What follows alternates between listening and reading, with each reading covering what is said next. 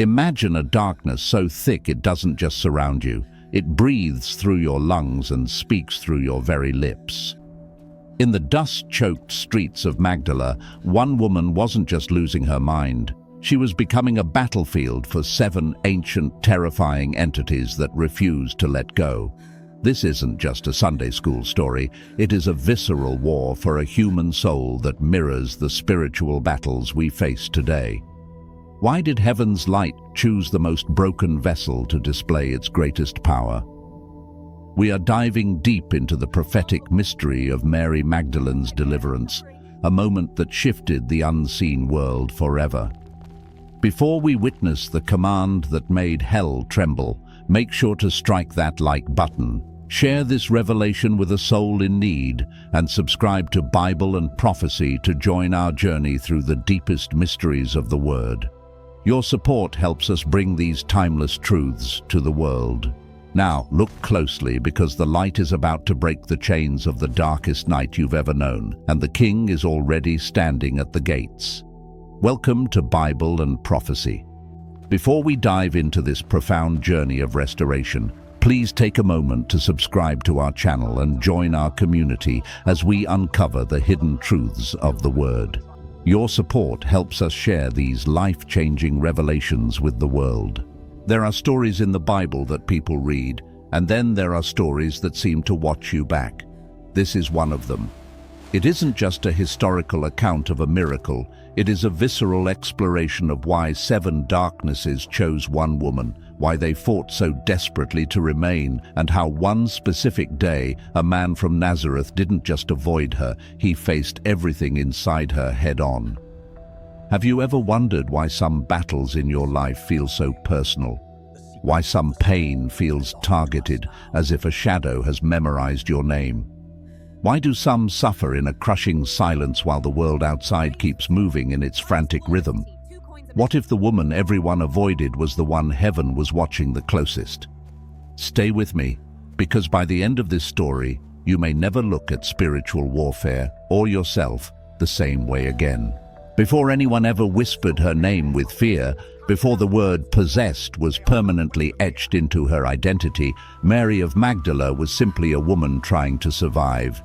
She lived near the salt-heavy air of the Sea of Galilee, in a town that smelled of fish, sweat, and hard labor.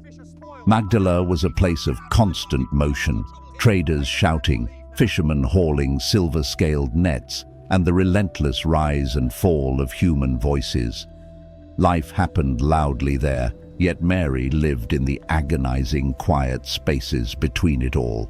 She learned early how to move through the world without being noticed, how to lower her gaze to the dust, and how to step aside before anyone even asked her to. It is one thing to be poor. It is an entirely different burden to be unwelcome. At first, the townspeople didn't call it possession. They said she was troubled.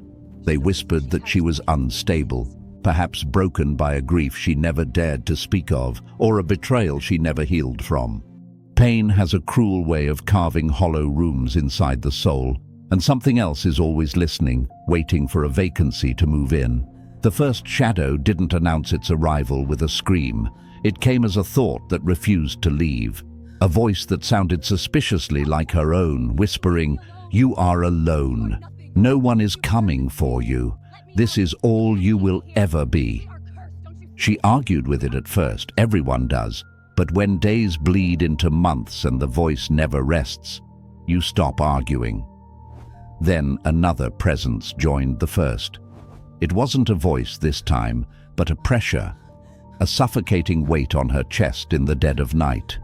It brought waves of anger that didn't belong to the moment and an urge to destroy the few things she had left. By the time the third occupant arrived, Mary stopped trying to name what was happening. To name it would be to admit she was losing the war for her own mind. In Magdala, a woman with no control had no protection. These spirits didn't arrive all at once. They came like thieves who study a house before breaking in. They learned what made her cry, what made her tremble, and which memories still held power over her heart. Soon, 7 distinct spirits settled into the corners of her life.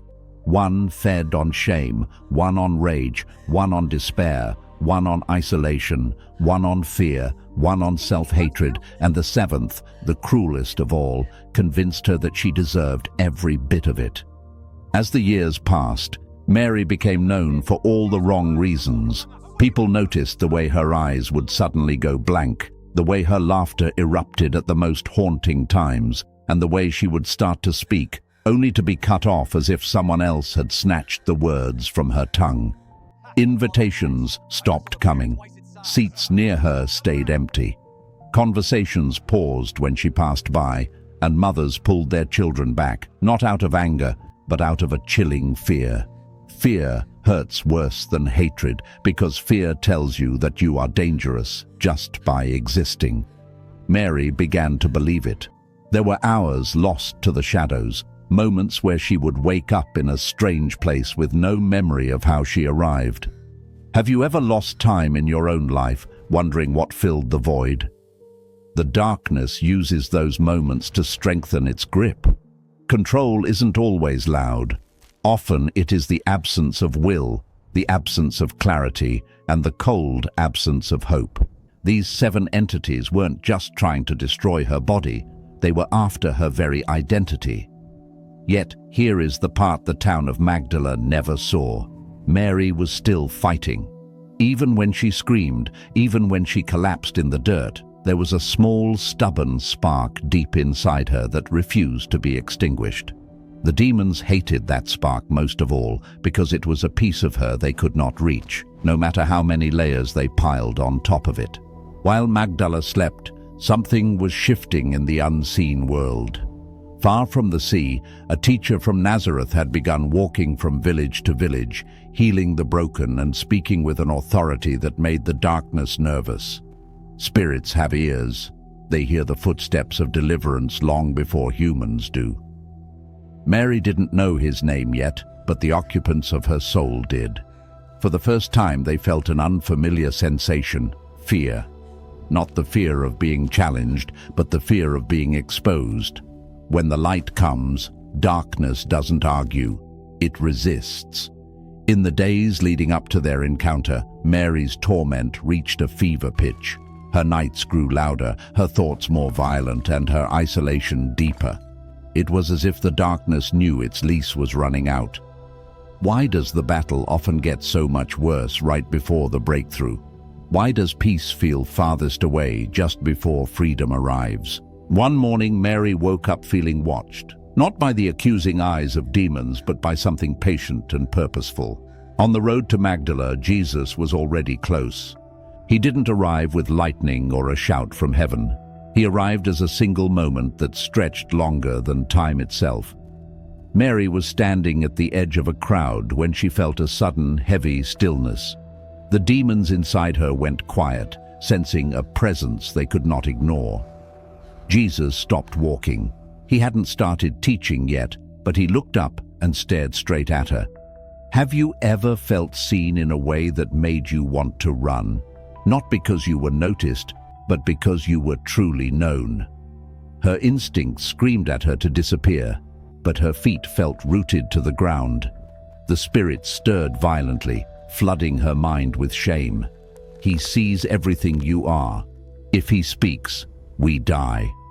But beneath the panic, Mary felt a strange, aching sense of recognition. Jesus didn't look at her with disgust or urgency. He looked at her with knowing. Anger reacts, but knowing commands. The crowd followed his gaze, and suddenly the woman everyone avoided was the center of the world. Jesus didn't raise his voice. He simply spoke one word: come. Not to the demons, but to her. The moment that word left his lips, the atmosphere snapped. Mary's body convulsed as the 7 spirits erupted, fighting for control of the house they had occupied for so long. She dropped to her knees, voices that weren't hers screaming, "What do you want with us?" Jesus didn't flinch. He demanded their name, forcing them to acknowledge his authority.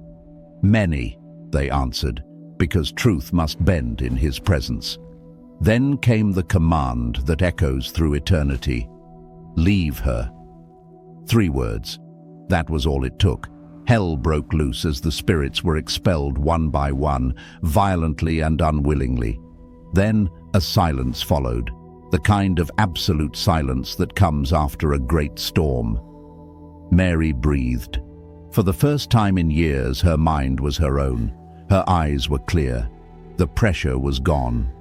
Jesus knelt in the dust with her, not above her, and whispered, "You're free." Freedom, however, arrived like a full silence, not a celebration. Mary sat on the ground, her hands trembling as she touched her face, confirming it still belonged to her. Everything felt too present, too real. Deliverance ends the oppression, but healing takes time. The crowd didn't know what to do with a restored woman. It's often easier for people to handle your brokenness than to confront your change. But Jesus didn't rush her. He stood and extended his hand, an offer of dignity she hadn't felt in a lifetime. As she took it, she realized the demons had taken many things, but they hadn't taken her ability to choose. That day, Mary of Magdala chose to follow the light. She didn't follow because she was told to. She followed because she couldn't imagine a life without the one who had seen her soul beneath the shadows. She became a disciple, a witness, and a woman with a voice that mattered. This is the promise of Bible and prophecy. No matter how many demons occupy your thoughts today, shame, fear, or despair, the deliverer is already on the road to your town, and he is looking for you. Before we continue witnessing this life-altering encounter, if you feel the power of this story moving your heart, please take a moment to subscribe to Bible and Prophecy. Share this video with someone who might be fighting their own silent battle today. Let them know that light is coming. Now let us step back into the dust of Magdala. The spiritual atmosphere over the town had become completely unreachable. It wasn't a coincidence. It was resistance. While the everyday life of Magdala moved forward, nets being cast into the shimmering sea, merchants calling out the morning prices, and dust rising with each mundane footstep, a quiet, shivering panic moved beneath the surface. This panic wasn't among the people who were busy with their chores, but among the spirits. They knew that Jesus wasn't just passing through regions randomly. Every step he took on that dirt road was intentional. Every demon within the gates knew his reputation. They had heard whispers in the unseen realm of what happened in other towns, how sickness fled at his mere touch, how madness dissolved at a single word, and how authority flowed from him without the slightest effort. This wasn't a prophet coming to argue over ancient scripture or a priest negotiating complex rituals. This was someone who didn't debate darkness. He commanded it. And demons understand the weight of authority far better than humans ever do. That is why they reacted early. Mary felt the shift long before she saw him. It began as an inexplicable irritation, a sudden heavy dread that settled in her bones, and a desperate impulse to isolate herself even further from the world. One demon pressed her toward the shadows of shame, hissing, "Hide! Stay away! If you are seen by him, you will be destroyed." Another whispered poisonous lies before she ever met the master. "He will reject you. He will expose your filth. You are not worth a second of his time." Isn't it interesting how fear always tries to define the outcome before freedom even has a chance to speak? The demons desperately wanted to block Mary's sight because they knew that sight leads to hope, and hope is the most dangerous thing in the world to a kingdom built on lies. That morning, Mary tried to remain indoors, trapped by an urge to stay hidden from the crowds. Crowds meant witnesses, and witnesses meant a confrontation she didn't think she could survive. But something else, something quieter, ancient, and patient, was pulling her toward the open air. It wasn't forceful, it was gentle, like a half-remembered melody or a truth she had forgotten a lifetime ago.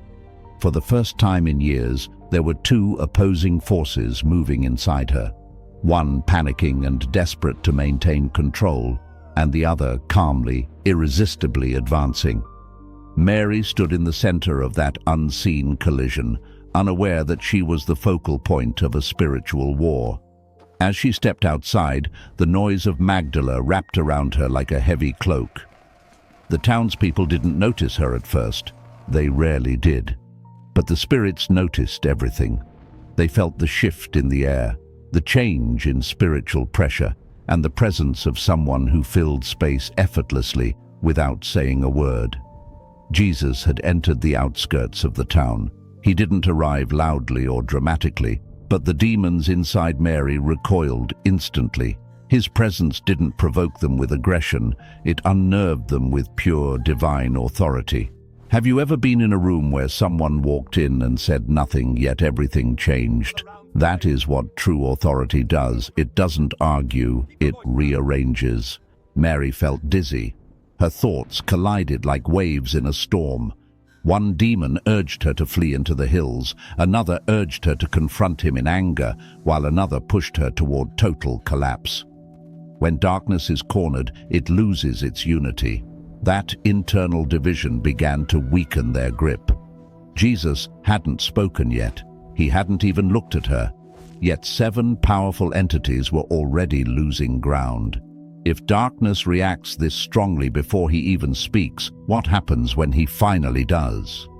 Mary didn't understand why tears were suddenly filling her eyes, or why her feet were moving her closer to the noise of the crowd instead of away. She only knew she was tired of fighting voices, tired of waking up afraid of her own mind, tired of merely surviving instead of living. Exhaustion has a way of making a soul honest. As Jesus drew nearer, the demons pressed harder. They magnified her guilt and stirred up every memory of why she didn't belong near holiness. Darkness always tries to convince you that freedom is for other people, the better people, the cleaner people. But deep inside Mary, beneath 7 layers of torment, something answered back. It wasn't a word, it was a willingness. And that willingness terrified the demons more than anything else, because willingness is the crack that light enters through. They knew that once Jesus looked at her, this would no longer be a hidden battle. It would become public, decisive, and irreversible. It didn't happen the way she expected. There was no lightning, just a single moment that felt as though it stretched longer than time itself. Mary was standing at the edge of the crowd when she felt a sudden, profound stillness. The conversations around her sounded distant, as if she were underwater.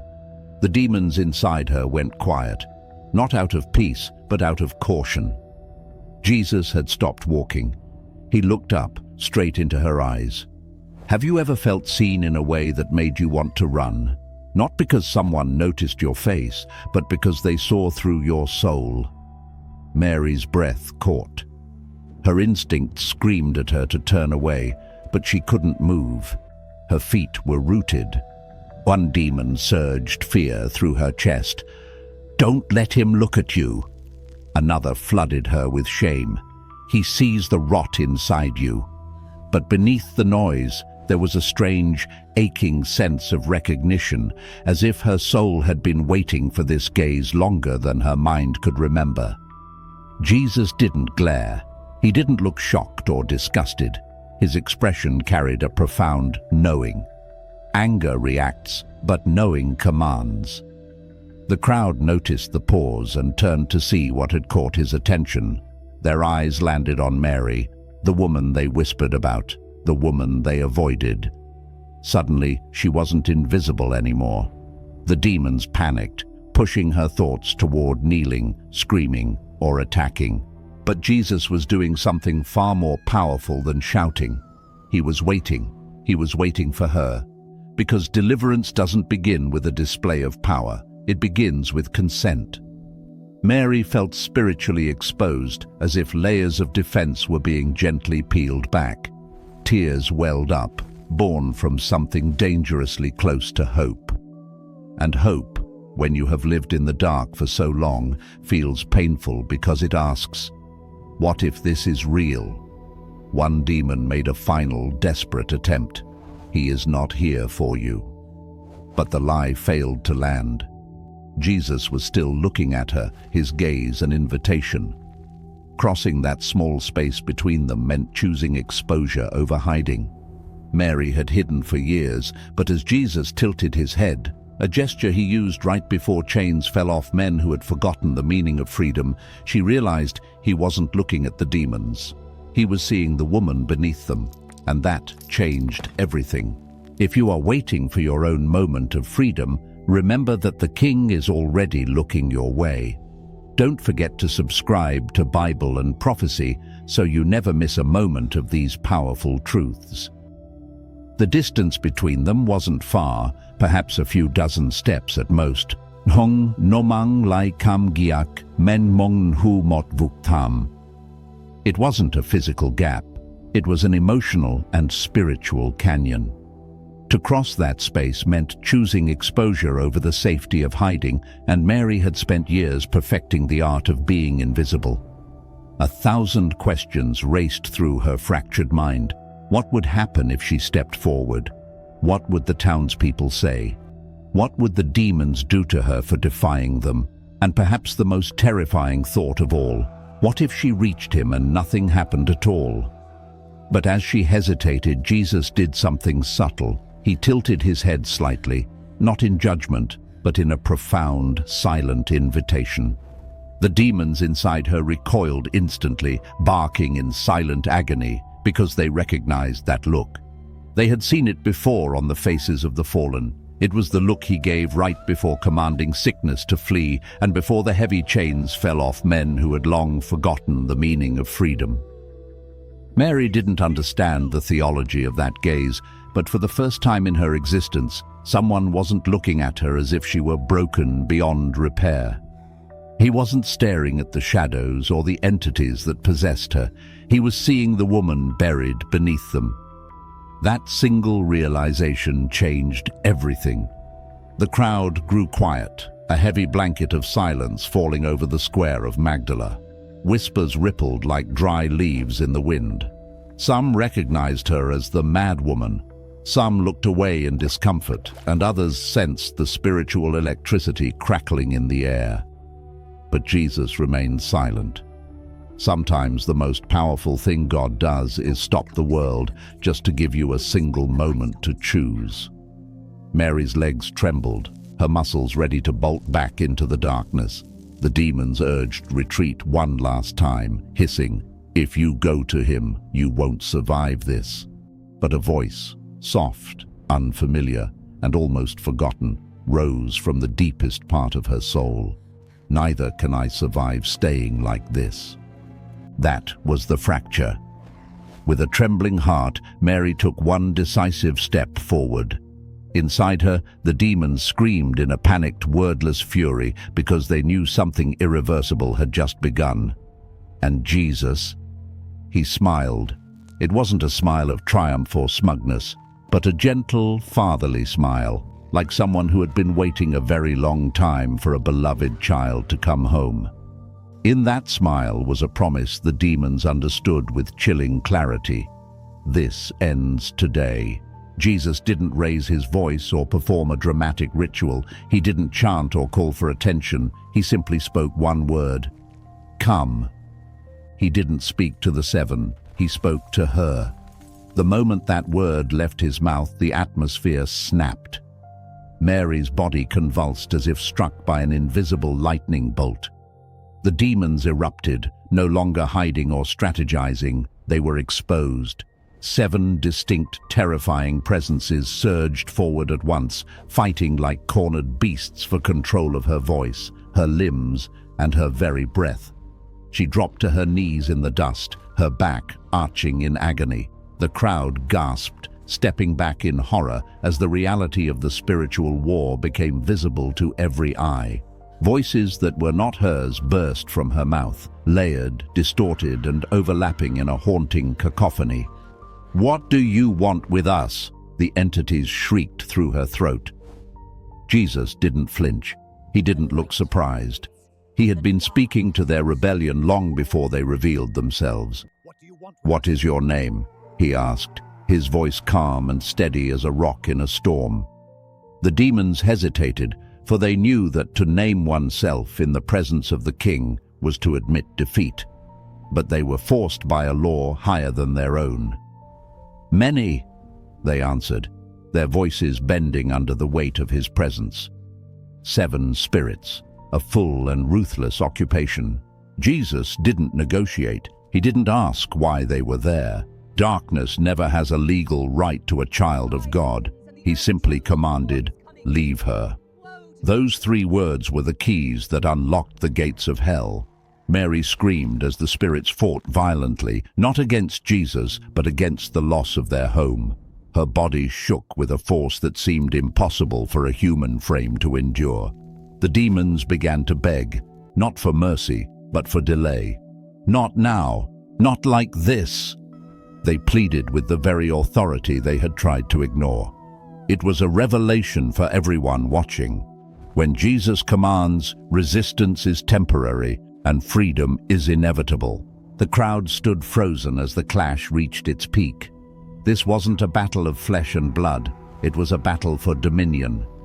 Jesus stepped closer, his movement deliberate and full of finality. "Come out of her!" Every demon screamed one last time in a wail of total loss, stripped of the influence they had spent years building. And then, one by one, they were expelled. Mary collapsed forward into the dirt, gasping for air. Then came the silence, heavy, absolute, and sweet. It was the kind of silence that follows a great storm when the birds are too stunned to sing. The crowd waited, some expecting her to never rise again. But Mary breathed, slowly, evenly, and deeply. Her eyes opened, and for the first time in an eternity, they were clear.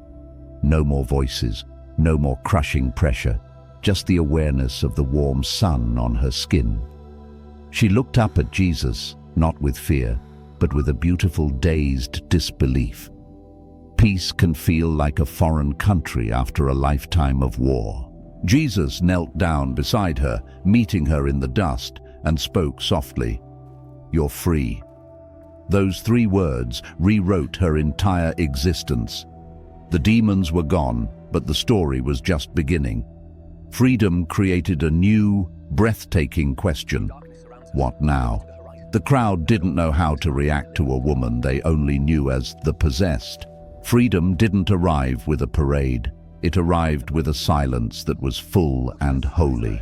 Mary sat there, her hands trembling slightly as her body learned to trust the calm. Everything felt present, too present. Jesus stayed close, understanding that while deliverance is an event, healing is a journey. She touched her face and her chest, confirming that she finally belonged to herself again. For a moment, a shadow of a thought flickered. What if freedom changes me, but the world stays the same? But Jesus answered that fear by extending his hand, not as a commander, but as a friend. No one had offered her a hand in years. She took it, and as he helped her to her feet, the crowd stepped back, not in fear, but in a sudden, hushed recognition. This was no longer the woman of Magdala. This was a daughter of the King, restored and ready to walk a new path. The crowd saw a new woman, not defined by her past, but by her purpose. Mary felt no resentment, only a clarity that made her spirit soar. She realized the darkness took much, but never her power to choose. As Jesus turned to leave, she didn't just walk away, she followed. He restored her dignity, transforming a victim into a powerful witness whose voice would echo through history. This restoration is for you too. Subscribe to Bible and Prophecy now, share this light with a friend, and let your journey of devotion begin today.